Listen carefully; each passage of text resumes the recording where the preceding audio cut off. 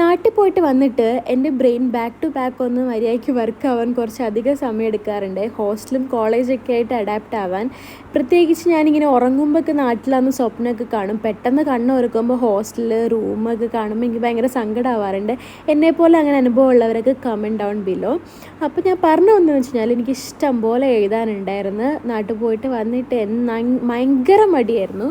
നല്ല മടിയായിട്ട് കുത്തുപിടിച്ചിരുന്ന ഇതാണ്. അപ്പോൾ പിന്നെ നമുക്ക് പണ്ടുള്ള ശീലമല്ല എഴുതാനും പഠിക്കാനും ഒക്കെ ഇരിക്കുമ്പോൾ എന്തെങ്കിലും തിന്നാൻ തോന്നുക, അല്ലെങ്കിൽ ഫോണിൽ കളിക്കാൻ തോന്നുക. അപ്പോൾ ഞാൻ ഉപ്പിലിട്ട മാങ്ങ കഴിക്കുകയാണ്.